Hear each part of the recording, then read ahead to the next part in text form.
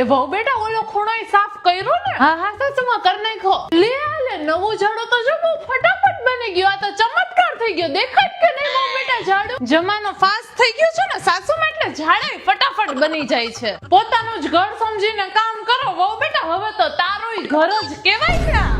એ વહુ બેટા બાથરૂમમાં સાબુય નથી રાખ્યો. ભૂલી ગઈ સાસુમાં, જો રાખી જ દઉં અત્યારે. બધાય કામ કીધા પછી તો તું કરસ વહુ બેટા. હવે તો તારું ઘર જ છે ને, તો થોડુંક ધ્યાન આપતા જાવ વહુ બેટા. ભલે સાસુમાં. એ જમવાનું શું બનાવ્યું વહુ બેટા? બટેટાનું શાક ને રોટલી. આ ઘરમાં ક્યારેય ખાલી શાક રોટલી તો બને જ નહીં. દાળ ભાત સાથે હોય જ.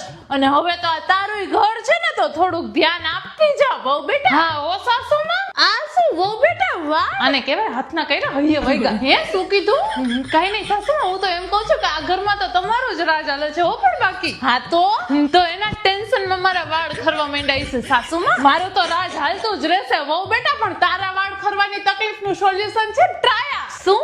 હા, ટ્રાયાની વેબસાઈટ ઉપર ફ્રી હેર ટેસ્ટ આપી તારા વાળ ખરવાનું સાચું કારણ જાણીને જે ડોક્ટરે લખેલી છે ને કસ્ટમાઇઝ્ડ કીટ આપશે. પણ સાસુમાં તો સફેદ વાળ છે. મારો નહીં તમારો જ વાળ લાગે છે. હા, ઈ તો જ્યારથી તું આવી ત્યારથી મારા વાળ સફેદ થવા માંડ્યા. તો પછી સાસુમાં તમે ટ્રાયાની પ્રોડક્ટ વાપરવાનું ચાલુ કરી દો. બાકી હજી તો ખાલી વાળ સફેદ થયા છે.